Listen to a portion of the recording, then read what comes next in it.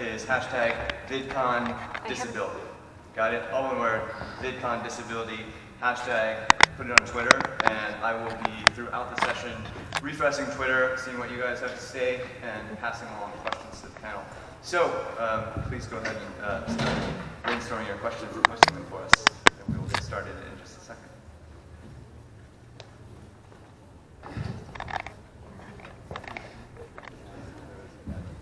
I've never actually been able to see one of these panels. Oh, well, I've never had that one. here's your first time. Yay.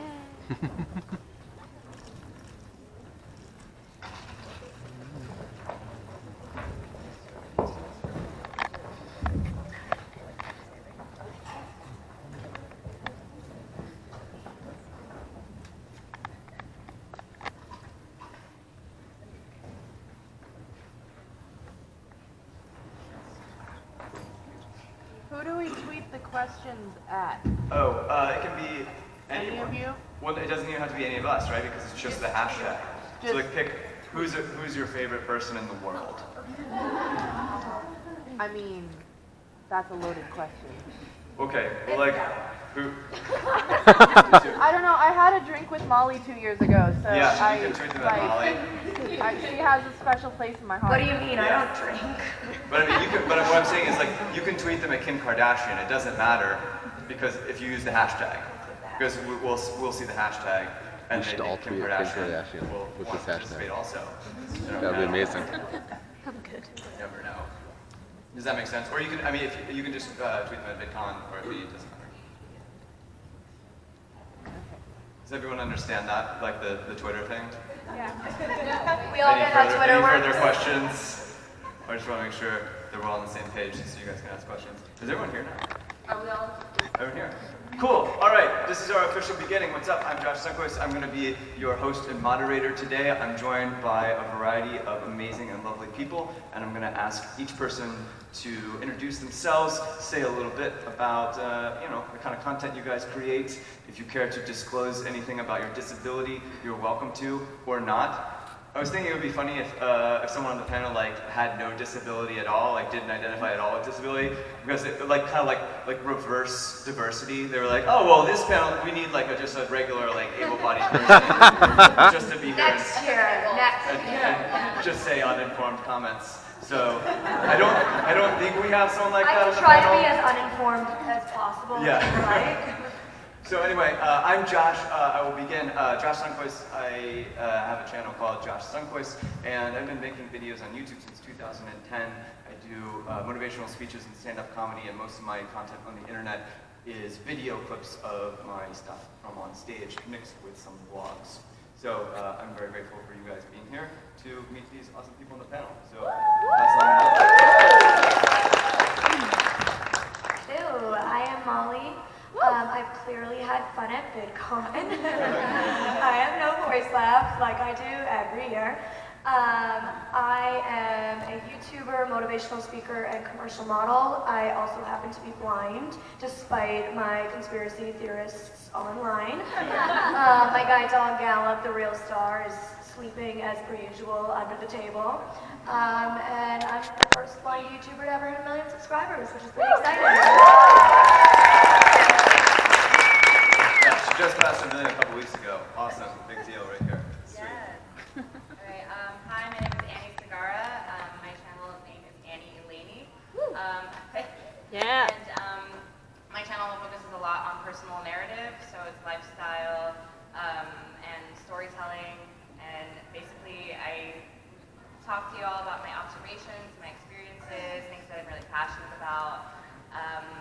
And my disability, the big umbrella term for it is Ehlers-Danlos syndrome, which is a degenerative connective tissue disorder, and it impacts essentially every aspect of my anatomy, my vision, my hearing, my lungs, my heart, my stomach. It manifests itself very much so in chronic pain and joint pain, muscle pain. And so I'm an ambulatory wheelchair user, meaning I have a very limited ability to walk, but generally I need to use a wheelchair. If I can interrupt. Oh yeah, please, Scott. Annie and Zach had a wheelchair race through the hallway on the way to this panel, and Annie won. Just throwing that out there. Yeah. Just throwing that out there. It wasn't fair. I was distracted, damn it. I've been trying to use that excuse for years. Doesn't work. I'm Jessica the Cave. I have the YouTube channel. I run the YouTube channel How to ADHD with my husband. Oh yeah. So mine is interesting. ADHD is considered a disability. Sometimes it actually depends. So the ADA does protect ADHD as a disability. You can definitely get accommodations for it, but it depends on how impaired you are because there's a spectrum. It's also very closely related to autism. So I have a dog that I'm training to be a therapy dog so that I can bring her to panels and in case anybody has anxiety attacks, panic attacks, autism, any of those, needs sensory stimulation, like she'll be there and she's helped me out a lot as well.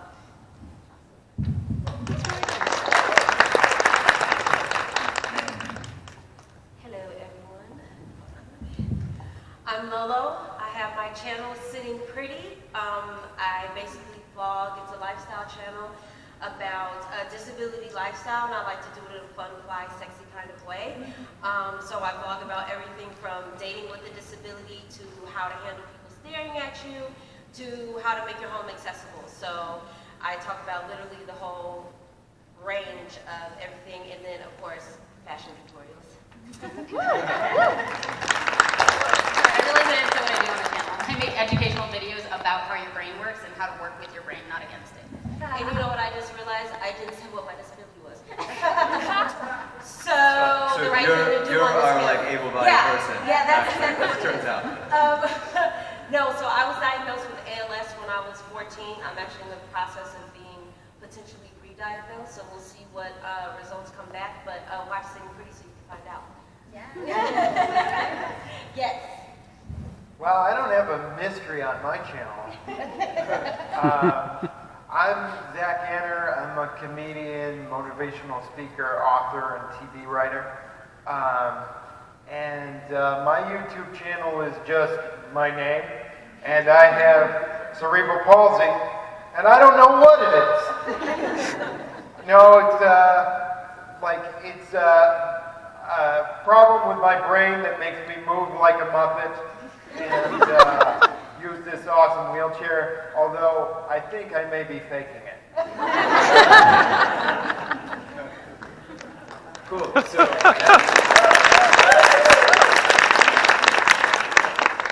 I'm reading your questions. If you're just joining us, we're at #VidCon Disability. So far, the main trending topic is Molly's haircut. So congratulations, Molly's haircut. It's a big hit in the disability panel so far. Isn't that what the panel's all about? Is like my hair transformation? So, Lolo, what you said was really interesting just now, that, you could have not said anything and it could have moved on to Zach and we might not have known, but because of the table, sort of blocking the lower half of your body, which I think is really interesting because when you do vlogs, which most of the people at this table, I've seen your stuff, and most of us at some point or another do a lot of sit-down vlogging. And so you sort of have a choice there about how, sort of whether you disclose it, about whether people know it or not. Yeah. I'm curious, and this is a question for all of you, how do you find, if at all, that people react differently to you having a disability online versus in real life? Where for a lot of us, it's a lot more visible. For some of us, it's invisible in both cases. Right. So I would definitely say, yeah, there we go. So I would definitely say, to answer that, online, it's more so of the community that I was hoping to find by starting my channel. Because, in my main group of friends, I am the only person with a disability, which is completely fine, but then there are certain things that, I would want to be able to relate to with regards to my disability. So online, the channel, that's where it's about. Everyone can relate, although they may not have the same kind of motor degenerative disease that I have, that if they have, anything else, they can relate as well, just because of the type of responses that we get outside of the online community. So, in person, it's always that little child talk, oh, how can we help you? How can we do this? How can we do that? When it's just First of all, I'm an adult. Let's just start there. And, you know, it's kind of like those kind of responses that I get like outside. So that's the whole point of like wanting to start the channel, is really breaking that stereotype. So that way when people do approach other people with disabilities, it's about just having a person-to-person conversation versus this, oh, I'm nervous, I'm scared kind of conversation, but I want to talk to somebody. Yeah, I would say like, I totally agree. There's so many stereotypes and misconceptions that exist that get perpetuated by mainstream media that we really need to create like our own representation in order to break those. And that's why I turned to YouTube, one of many reasons. And of course, when I'm sitting down looking forward at a camera, you're not seeing me, you know, like walk into walls and do all the things that kind of come with being a blind person. And so many people would be like, she's faking it, she's looking right at the camera, her eyes look normal, all of these things. I'm like, well, yeah, I can sit down and look forward and talk. Like, wow, is that how deep the stereotypes run? That I'm not even able to like sit and look forward? And so I feel like I put this pressure on myself when I started my channel to not show any mistakes, because I wanted to show how capable disabled people are. And then I actually realized I'm doing a disservice to myself and to the disability community by filtering it and by making it look perfect, because it's not the reality. I do literally walk into walls sometimes and pet people's legs instead of my dog, and like, you know, like, and it's okay to show those things. And that's why I love doing more vlog style versus just sitting down and talking head videos, because instead of asking my editor now to edit those mistakes out, I just leave them in and like make jokes about it, because that's the reality. They're real things that happen, you know. And so I feel like, yeah, I put pressure on myself, and that was more so what caused people to like accuse me of faking it. And the more education I've been able to provide over the 3 years of my channel, and the more diverse I've made my content, and leaving those mistakes in, has been able to like actually combat that and really minimize. We haven't gotten rid of the conspiracy theorists, but minimize them. Absolutely. Oh, go ahead. Okay, I'll go.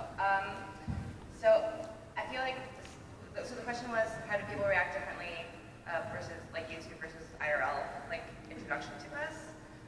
And so there's going to be two different audiences. There's going to be like our disabled audiences, like people who are undiagnosed on a spectrum, disabled audiences, and then like the abled, completely untouched by any disability community audience. And we were actually, Michaels and I were talking about this morning, that like as a wheelchair user, when I present myself with my wheelchair, oftentimes there'll be this weird stress behind the eyes of a person that I meet. Like they're like, oh, I don't know how to interact with you, and I don't want to say the wrong thing. There's like an anxiety that occurs because they have not interacted with any kind of disability before, apparently.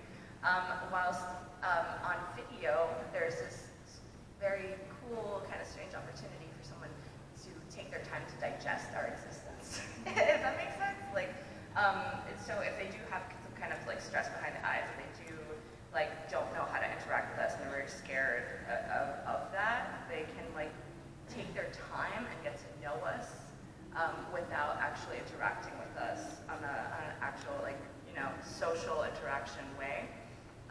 So I think that's very cool.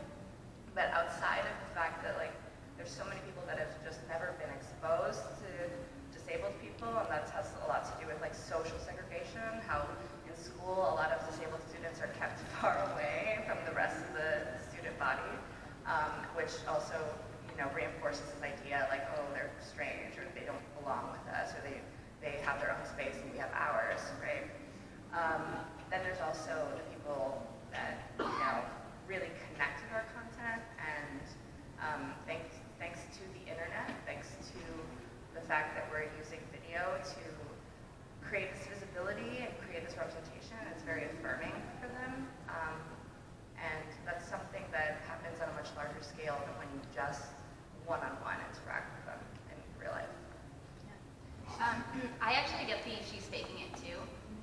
You know, oh, you have ADHD, like how you can't have ADHD, like you wouldn't be able to have a successful YouTube channel. You wouldn't be able to do this, you wouldn't be able to do that because, you know, because I can't, right? But ADHD is a spectrum, and it comes, you know, goes from very mild to very severe, debilitating disability. And I fall somewhere in the middle. So I get some people who are like, she's faking it, she's just taking advantage and trying to sell things, which I don't. I'm like, I'm providing free content on the internet and like spending my own money to do it. Like, who am I taking advantage of? That part. And it's like, I'm like crying inside over that. I'm like, you have no idea how much I slave away to try and help people at my own expense. At first, like now I'm thankfully doing a little bit better. I can pay my bills. But at first it was like, I was draining all of my savings to do this. But then I have people who are like, why are you still struggling? Like, who are you to give me advice? Like, you're still having a hard time. Why? And I'm like, well, it's a neurodevelopmental disorder. It's a chronic condition. Like, you manage the symptoms, but they're still there, and not every day is gonna be perfect. And sometimes you're exhausted, and like, you can't deal with the emotional impulsivity as well. So yeah, I get both sides. But the difference between online and in person is online, I can explain to people like, hey, this is how my brain works, and this is what's happening. And in person, I look the same, except now if I don't have the ability to explain to people what's going on with me, they make assumptions, and with ADHD, because it's an invisible disability, it's something people can't see and they don't necessarily understand, there are a lot of character judgments about it. Oh, you're just being rude, you're being flaky. I know a lot of people with autism are treated like they're assholes, like they get treated as if they're a bad person or somehow doing this on purpose, and that's the most frustrating thing about dealing with it in person. I feel like I just want cards to like hand out to everybody, like, hi, if I'm not looking at you and I'm looking at my phone, I'm probably fidgeting, I'm totally listening to you, just something to explain it. But I'm trying to change the conversation and improve understanding, because you start to internalize it and you start to feel like maybe it's true. I almost have the opposite problem in that like people treat me like I'm an angel, but I'm really rude and an asshole. And I don't want that either. And as somebody with a very visible disability, like a lot of people want to hide their insecurities or things that they're not comfortable with about themselves. I was given the gift of not having a choice. And if you put it all out there and you just have no choice, there's a confidence and a freedom that comes with that. So they say if you got it, flaunt it, but they never really say what it is. So, cerebral palsy, fine. I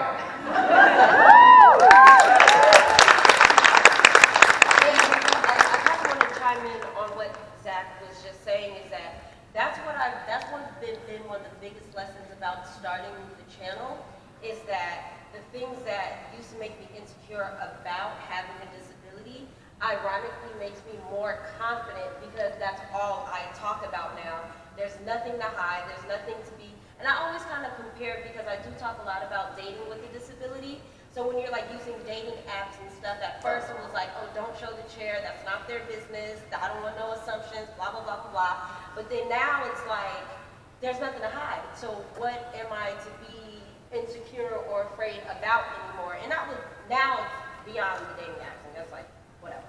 But I'm just saying, like, in general, just going through life, it's just like, I am on a platform that millions of people can look at, and I'm talking about these things and that things. I'm crying in some of my episodes, or, I'm laughing, or I'm drunk in some of my episodes. So it's like, what is there to be afraid about? So I totally agree with Zach on that one.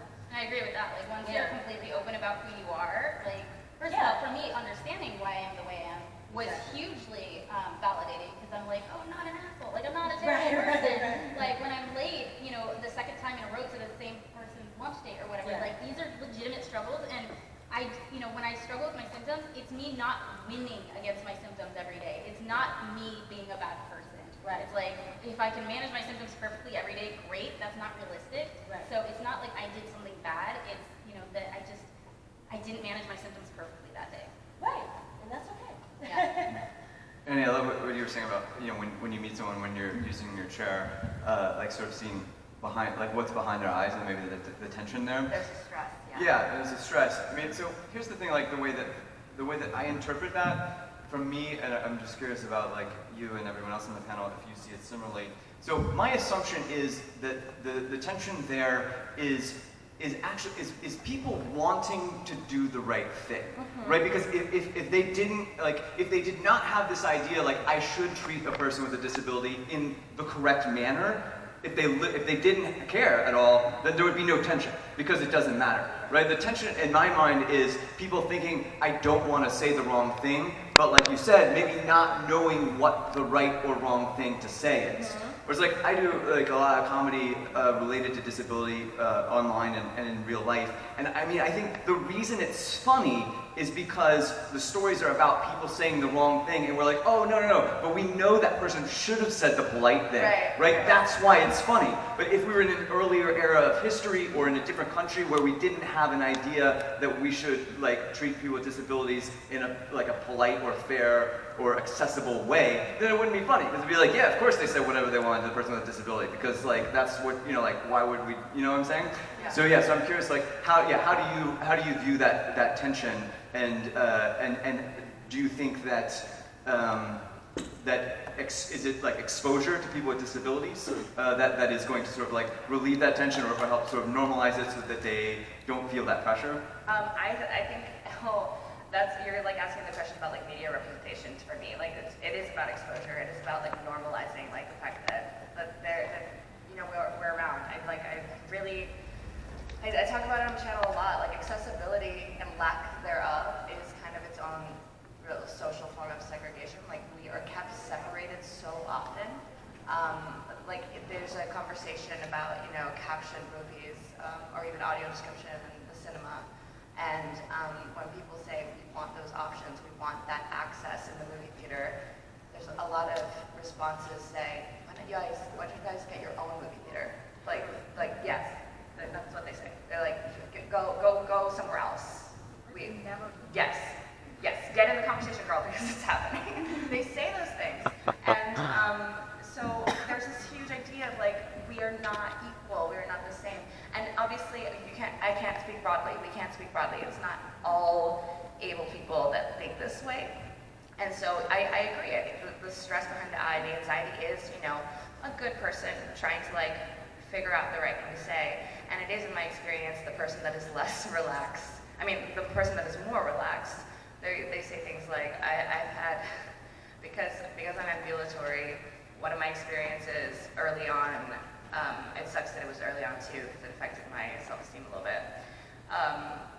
One of my first experiences using a wheelchair, I took my wheelchair out of the trunk to do some shopping at a store, and a woman saw me get out of my car, stand up, get my wheelchair, and wheel myself into the store. And she just decided to approach me and say, you know, honey, if you just lost some weight, you probably wouldn't need to use that chair. So that person did not have the stress behind their eyes. That person was not considering, is this the right or the wrong thing to say? But it sucks that kind of those are the two most likely things to happen. It's a person that doesn't care, and they don't care if they don't care if they're wrong. They don't care the fact that like that person, that woman, didn't say, I've never seen somebody stand up and use a wheelchair to get into a space. Maybe I should ask a question. Right. Maybe I should learn about it. So it's either they're very presumptuous, or they don't have enough knowledge to feel confident in that social interaction. And the main theme there is lack of exposure. The main theme there is, I don't know them. I've never like interacted with them. So either I'm gonna be an asshole about it, or I'm gonna be very hesitant, intimidated by it. So that sucks. Or if you ain't got nothing nice to say, just don't talk to me. Honestly, I think part of it is that you don't know what to say in terms of like, I'm actually very comfortable around people with disabilities. My mom was a special education teacher, and I grew up around people with all kinds of disabilities, and I'm very comfortable with it. But like, I even felt bad because on the way here, I was like, hey, did you guys ever do a wheelchair race? And they did a wheelchair race, and Zach was like crushing Annie at first, and then like he stopped, and she was like winning, and I was like, did you run out of gas?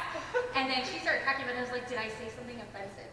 No. I had no idea. So yeah, the exposure I think is really important, because if you're like around people without disabilities, you know what you can joke about, you know what's going to be offensive, but you're around somebody and then you hang out with us and you're like, that was a disability. inclusivity joke, right on. Yay, okay. I was offended about the guys. I almost didn't come to the panel. I almost But like for a left. minute, I was like really deeply embarrassed, and I was like, I need to be more careful. But I mean, I think that it is, there's a fear of like, I don't know how to joke with somebody with a disability because I don't know what's okay. Sure. But I think as we get more exposure, It's going as to we be get more individual. It's going to be of course, different like, for everybody. Right. So And that's like, that actually just happened like out in the courtyard. I was like, not paying attention, I was on my phone. And that's what they say, don't text and drive. But I was on my phone and I was like cutting through the courtyard and I wasn't paying attention and I was like, I almost like went through like these people getting interviewed and I was like, oh my bad, and so I just went around. And then he was like, wait, let's pause because we almost got ran over. And I was like, no, boo-boo, I got this. Don't worry about it. But but it's kind of like that joke where it's like, again, like if you're comfortable with somebody, you can joke. And even if you don't know the person, like jokes can sometimes be okay. Like it kind of is. I personally, this is just my own personal opinion, like I would rather somebody crack a joke than to be a complete asshole and say something that's like completely rude. You know Can I what I say mean? something about the run over joke? So Yeah.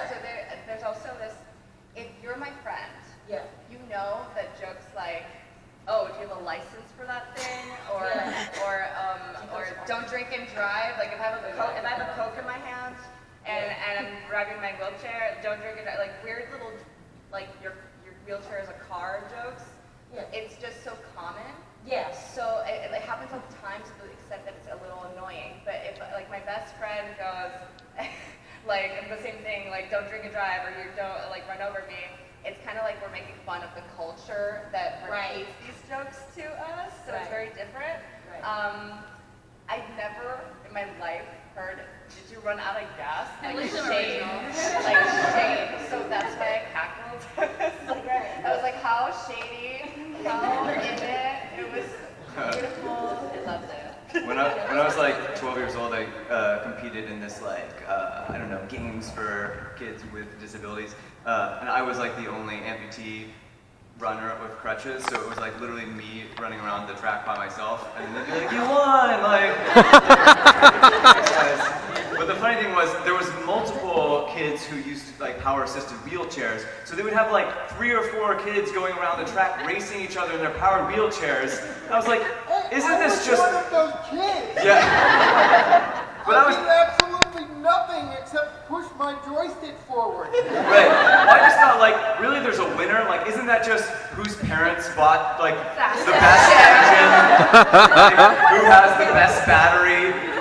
It's like, Newest technology? really, it's like a commercial for the chairs. It's Yeah. like each company is like, this is how we test which chair is working. Yeah, there's like drag. Yeah, it's just Here's the thing, I came in 4th in all of my events. I got 4 gold medals. But yeah, it's sort of like this. I feel like sometimes disability, when you have a prejudice towards it, it's the only prejudice that doesn't come from extreme fear. It comes from pity. So people trying to be nice. I mean, if I had to choose prejudice, like disability would not be the worst of them to get, because nobody is afraid of me. They are just afraid of embarrassing themselves in front of me. But they may want to take you off the planet too. It can be also that violent. Oh, they want to take. Yeah. Oh, well, that's for me. That's probably for other reasons. I think like I kind of think it's similar to what you were saying, almost, Josh. Like I choose to give people the benefit of the doubt. Yeah. And I do that in anything, whether it's about my disability or anything. I'm just a very trusting person. I got burned a lot because of it, but that's a different issue. I'm working on it in therapy. No, I mean, I'm one of those people, like, I just don't have enough energy or time in the day to be constantly offended. Yeah. Like, I just don't. It's like, because if I did, I'd be constantly offended and upset and feeling like the world is against me. But instead, I just choose to live. You can think whatever the heck you want to think of me, and I'm just going to keep going. And so, instead of feeling like this person who makes an awkward comment towards me, is like hateful, I just think, oh, you're just unaware, and I have an opportunity to make you aware. And that's like a blessing. Like I feel like really empowered and honored to be that person. Instead of being upset with them, I'm like, hey, I'm honored that I'm the person who gets to educate you and open your mind up. And I've learned with my channel, I think at the beginning of my channel it was a lot of tell, and now my channel is a lot of show. So I used to think the best way for the world to learn and that I'm normal and to normalize disability was to talk about it and talk about the issues and blah, blah, blah. Like talk about social model disability and educate them on these things. And now I'm just like, well, instead of trying to tell them that I'm normal and hope they believe me, I'm just gonna live my life and show them that it's normal. Right. I'm just gonna like do fun videos that any other YouTuber who's not disabled could or would make. Right. But I'm disabled, so the point's getting across. Right. You know, and I think that's a much more organic, natural way to do it than like sitting in front of my camera bitching about the issues. That's an exceptionally insightful comment. Like, yeah, showing versus telling. Yeah, because if you look at, if you guys, based on the comments about her hair, it seems like most of you guys follow her. So you know, like if you look through her videos, yeah, she's a vlogger. She's doing like 10-minute videos about her life and like collabs with Shane and all kinds of stuff. And it's like occasionally there's a video that's like related to disability. But like you said, I think that's really, really interesting. Like showing rather than telling. And that's most of my videos like aren't related directly to disability. Right. Yeah. Which I think is that's like super, super insightful to me. That's a really cool takeaway for me. Zach, I have a question for you from the well, presumably someone in the audience. Although, like technically, you could be not here and using this hashtag. Like I was at a panel yesterday, and there was definitely people who were not in the panel who were just trolling like VidCon. Like somehow they got that hashtag and were just making derogatory comments. We don't have any people like that in this room. So Zach, Jeff wants to know. Okay, so he says, Zach, according to Josh Blue, he can hear audience members' butts tighten when he tells a joke about CP. Do you have similar reactions to your content, which is to say, like, can you hear butts tightening? And if so, how does it differ online? So, can you hear butts tightening online versus That's like in some real white life? girl hearing, being able to hear that. I do hear butts tightening, but that's mainly for pleasure. Here's the thing, I don't really know. You know, it's more of a reflex for me, and like when I felt like I got the exposure to that when the Gregory Brothers songified one of my videos, and they got so much hate at first. Huh, yeah. Because they thought, oh, you're making fun of this guy with a disability, and I'm like, no, this is awesome that they're doing this, and I had to like leave a comment of like, this is just cool to be turned into a dance track, and then like the comments shifted, but it's like, just because you're involving me in something doesn't mean you're making fun of me, and I feel like people need to be more discerning and realize, okay, is this comedy embracing the community that they're talking about, or are they punching down? And that's a really like important distinction to make. Yeah. And I write on this show called Speechless, and to the comment of, you know, like not speaking to disability, or eventually, you know, like you don't really incorporate disability in all of your videos or whatever. It's like when we were writing for that show, the first season had a lot of like issues that were directly related to cerebral palsy and being nonverbal and things. And then as it grew and the season went on, it's just like, who are these people and what are the stories that we can tell that are related to their passions and their personalities? And of course, disability always influences that, but it's not always the focus. Yeah, I think the best way to actually break stereotypes and to actually make society care and to actually normalize disability is to just be a person and to not actually like exemplify your disability 24/7. Because how are they supposed to think of us as normal and as like average functioning humans when all we do is focus on our disability? Yeah, I mean, and I think there's ways to do a little bit of both. What I like to do is like take things that I know everyone can relate to and then speak directly to, I mean, me as a wheelchair user, speak directly to that itself. So that's why I like to focus a lot on the dating with the disability thing, because everyone can relate to dating. Everyone can relate to wanting to be in love. Everyone can relate to wanting, you know, someone in their life on some level of, you know, intimacy.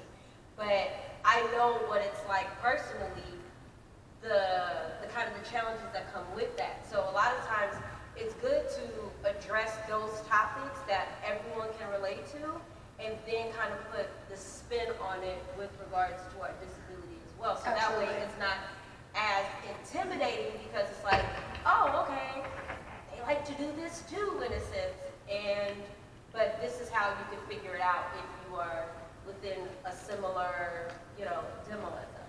Yeah. So it's about doing a little Making bit of it both. universal. Yeah, making it as universal as possible for sure. A question from Rachel in the audience. She says, we've been talking about awkward interactions with ableds. Just a funny word to spell. Do any of you remember moments that made you feel like, wow, this disabled person knows how to interact with disabled people, and that's shocking, / have moments of inclusivity surprised you? Yes. Actually, I just had an interaction recently when I moved into my new place. The leasing manager was surprisingly so I asked, right, because my building is one of those where you have to use the elevator for every floor. And so I always like to be like, okay, so in case of a fire, they say don't use the elevator. Where do I go? And then, you know, they had like a whole plan. And I was just like, wow.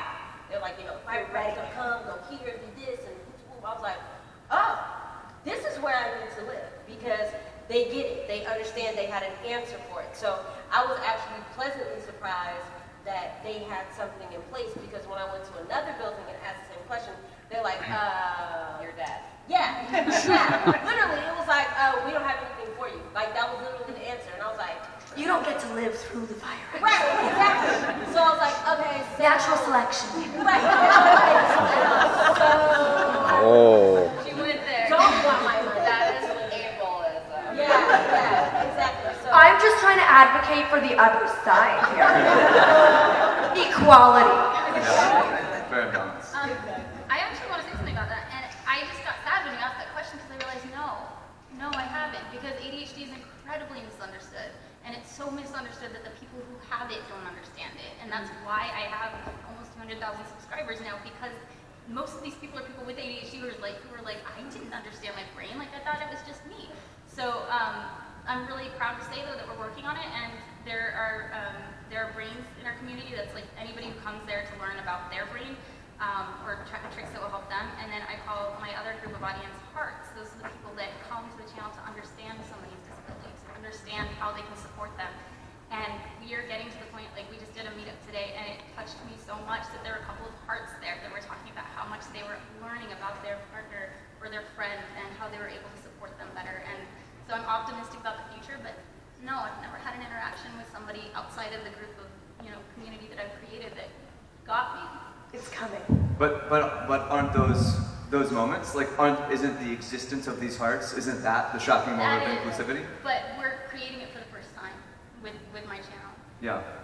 And that's wonderful, and I'm really optimistic about that, but I'm sad that I didn't ever get that growing up. Yeah. Well, it's cool that you can provide that and create that now for other people.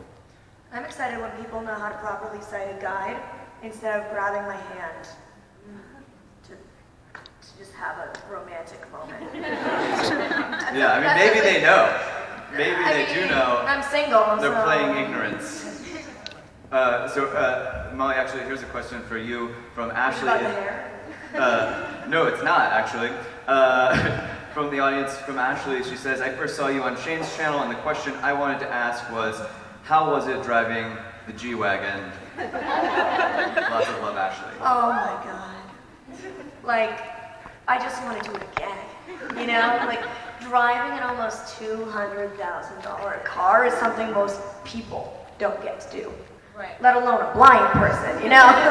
Like, I was like, are you sure you're okay with this? Like, I like kind of was like terrified, but in the best way. It was the first time ever that I like swore in a video, because I like just couldn't even keep it in. Like, I was just like, it was Like out of ridiculous. fear or excitement, or just All all the of feels? it. All the So many. feels? I've sat in a lot of like nice cars, like, you know, when even VidCon sends cars to pick you up, like they're pretty like nice Escalades or stuff like that. You could feel the booze. Like, I've never been in a car that makes that clunk with the door. It was beauty. I love it. That's so dope. But him and Ryland and the whole crew, like Garrett and Iz, like they're just dolls, you know, such little gems. I love them so much. We have a question from Allison in the audience. She's a preschool teacher, and she's wondering basically like what, and I'm curious for each of you from your own sort of perspective, what are the lessons that if every like little child in the world could learn a short or simple lesson about disability or about the sort of disability that you have or advocate for, what would that be? To tell the babies. The babies. I mean, probably this is probably when they're like have language ability, not like babies. Like say like 4-year-olds. Like 4, yeah. Yeah. You know what? I mean, I'm no expert in this. I'm usually not around children often, but I love children. I would think naturally the thing is to put the children all in a room together and just talk to them like you would anyone else. Because I think if any group of people that have no bias or stereotype yet are the children. And if you kind of showcase it to them and show them, you know, what a child with a disability looks like and that they all can interact just as much. I mean, obviously there's probably certain things that you have to teach them, like, oh, don't do that or don't do that, as far as like harming them physically. But I think it's just a matter of them putting everyone together and just letting them play and be children, because they're innocent. They don't have all the stereotypes burned in their head yet. They don't have all the experiences that make us who we are as adults, good or bad, you know? So that would just be my own personal recommendation. Yeah, and I think that I'm torn because, you know, I've had parents teach their kids that I need charity, which is not the case. So, like, parents just trying to teach their kids a good lesson of like, oh, he doesn't have to pay for Girl Scout cookies.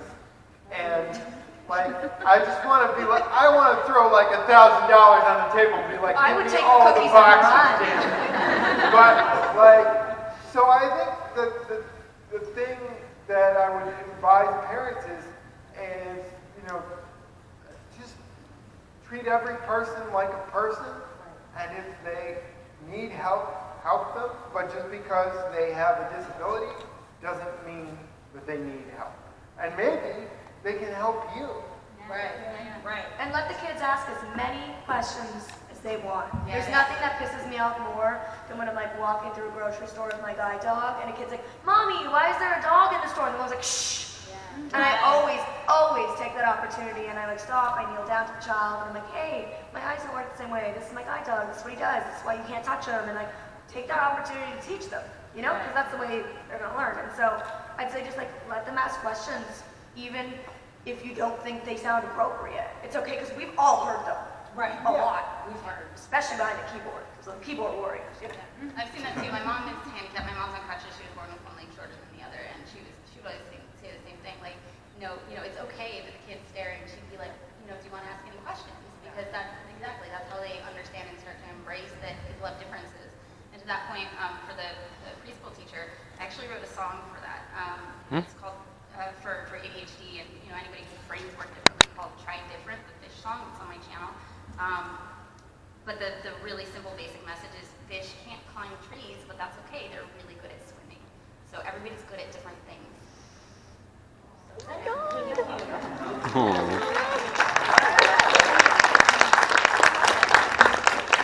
we see somebody with a disability and we're like, oh, they can't. Well, no, like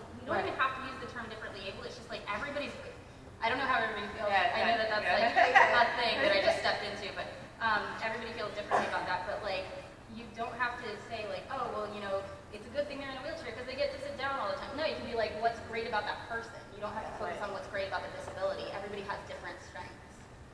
I just want to say I'm like so emotionally overwhelmed by everybody's answers because a lot of it just does, like what we were talking about, I said it already twice. It's just about, again, it is about exposure. It's about helping people be connected, especially at young ages. In the school, it breaks my heart thinking about that in the school, they separate the disabled students from the able students. That they're kept from a distance. And that's only reinforcing that idea that they're different from you and that you can't look at them and that you can't touch them, and like that goes, I'm gonna freaking cry right now. And that goes all the way into our adulthood, that it's the same, it stays the same. Adults, they grow up thinking that. They grow up with this culture of like, they're less than me, they're weird.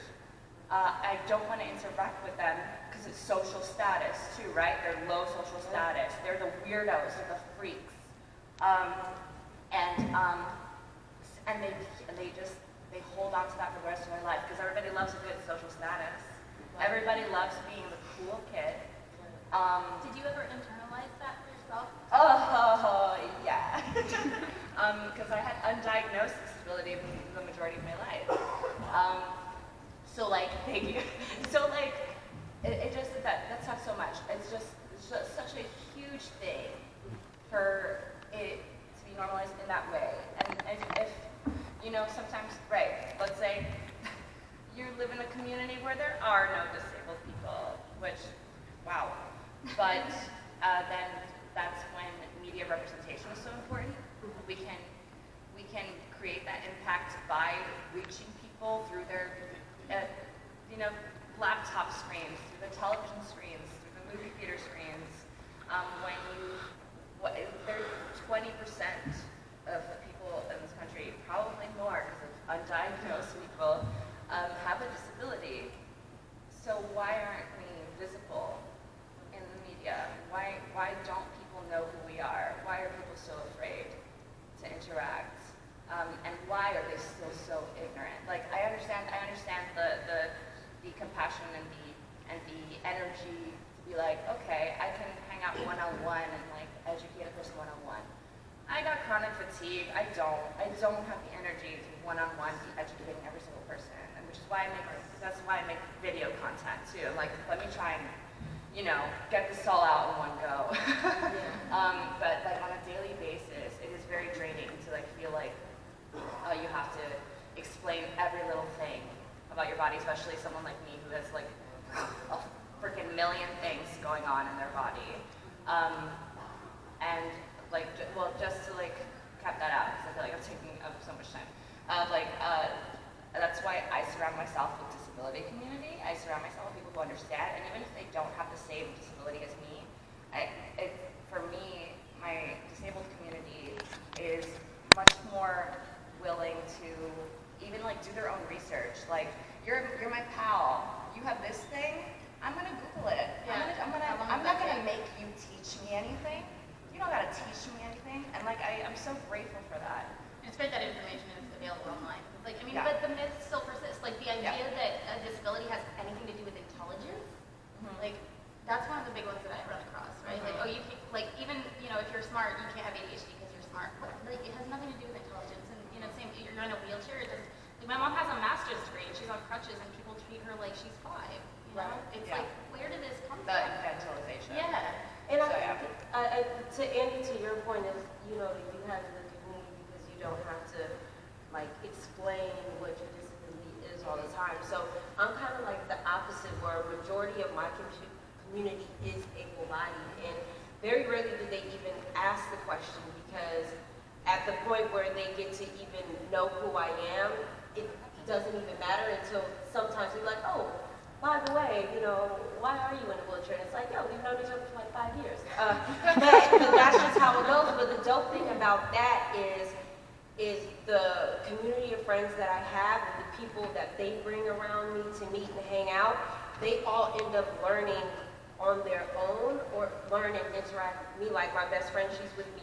She always says, it's like, I see life from a completely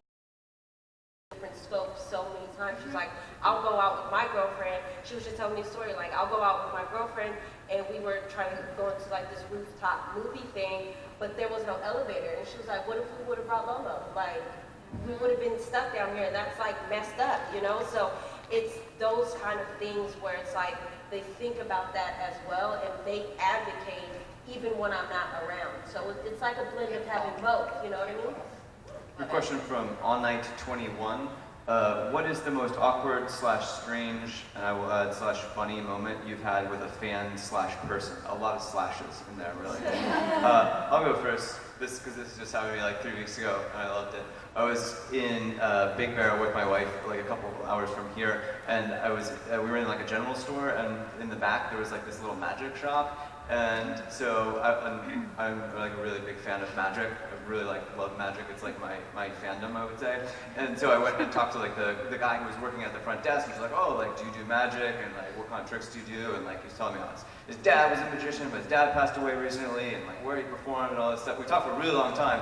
I was like, all right, cool. Like, this has been awesome. So great to meet you. Like, by the way, like, my name's Josh. And he's like, yeah, I know. And I was like, whoa, he's really a magician. Like, you read my mind. I didn't even have to tell him my name. And he's like, yeah, like, I've been watching your videos for years. And I've been talking to you for like 10 minutes. Like, you should have led with that. Like, we could have been talking about that. Secondly, like, I was just about to walk away. Like, we were gonna have a 10-minute conversation where you knew a bunch of stuff about me and you had been watching my videos and been a fan for a long time and weren't gonna mention it, which makes me wonder, like, how often do I meet people who secretly know who I am and don't tell me? And and then those people, do they not tell me because they were like so disappointed with my real life interaction? They're like, oh man, Josh is not who I hoped he would be in real life. I'm not even gonna tell him that I know who he is. So that was an awkward / funny fan interaction. What about the rest of you I guys? had one literally this morning. Like, in the elevator, somebody excitedly goes, oh my god, are you Molly Merck? I was like, I just said yes. Like, I was like, it's close enough. They were like, I'm such a huge fan. I was like, are you though? How much of a fan? Like, Yeah. it says Molly Merck, you know? I was like, yeah, Molly Merck, you know, let's go, let's take a photo. Yeah, many times in my life, because my name badge was printed, like, it was messed up, so like I had to write my name on here. I almost wrote, because my name is Josh Sunquist, like I almost wrote like Jason as my name, because I think like when you go to a party or something like that, if you want to test whether people really know you or know your name, like write something close to your name and see who calls you your real name versus who calls you Jason. That's just a side tip from me to you. That's advice. You can use it in your own life. Although I will say, like working that People way, change their like, names. I would work with somebody for 5 years, and one day I would look at them and have no idea what their name was. So like, it's not always completely accurate. True. It's just on, but it's just on. Like my brain would just not deliver the information. It's evil for you. That day, my brain's like, no. For awareness, cognitive dysfunction is a thing. I forget my best friend's name, and I feel really bad about it. Like, I'll be talking to her, looking at her face, and be like, she's been my best friend for 14 years. I can't remember her name right now. And your brain will give you like really irrelevant stuff. You're like, I know the name of their cat, I know their favorite color, I know their favorite restaurant. Like, I have no idea what their name is. It sucks. Okay, never use that tip. If you do use the tip, it was not from me. You learned it from Molly Merck. At Molly Merck official. Any other awkward / funny fan moments I that do. you guys can recount? The first time that somebody recognized me, I had flown into New Orleans and we rented a car and we were going out the exit and there's like a little booth and she's like, I need to see your, I need to make sure you're not stealing the car, show me your information. And I did, and she kept looking at me funny, and then she's like, do I know you? And I was like, new as a YouTuber, and I was like, I have a YouTube channel, and she goes, Rain? And I was like, yes!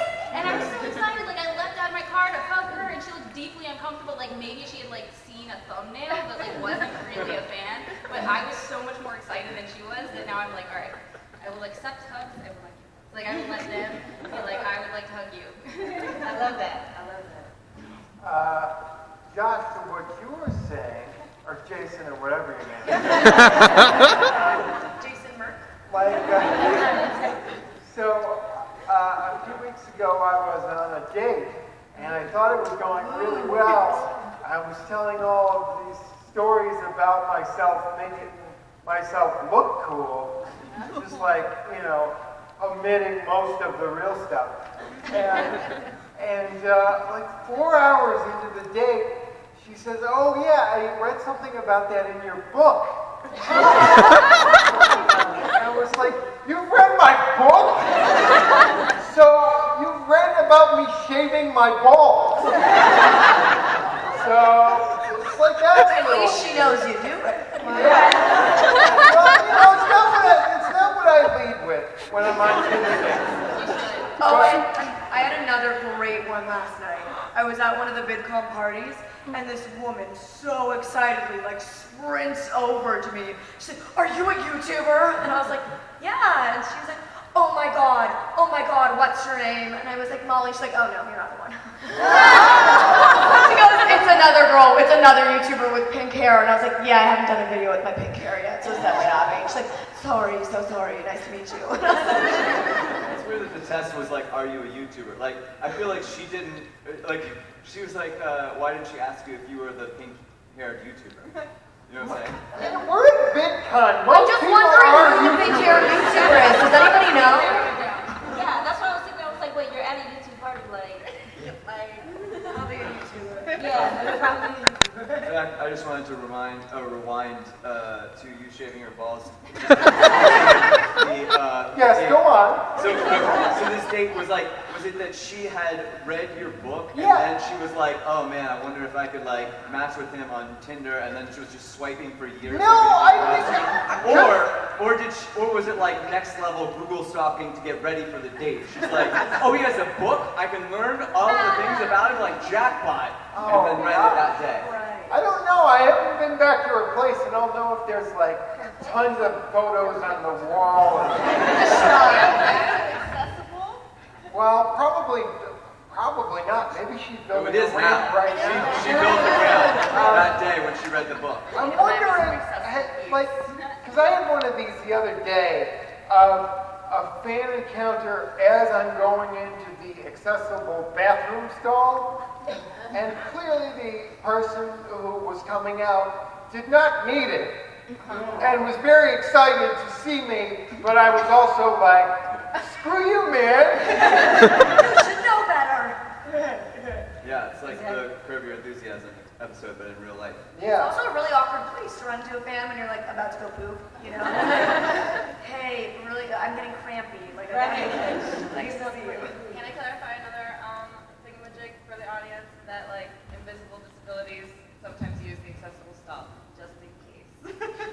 People Yes, don't can know you that. please not assume somebody doesn't have a disability because you can't instantly see it? Like that's a thing. Cause like There's like stone stuff and like a bunch of reasons that someone might be able-bodied looking and using the accessible stuff. And so I'm gonna make a nice little. We're here for awareness, right? I'm gonna just make a little nugget so we also get the fakers, right? We're talking about like accusations of faking.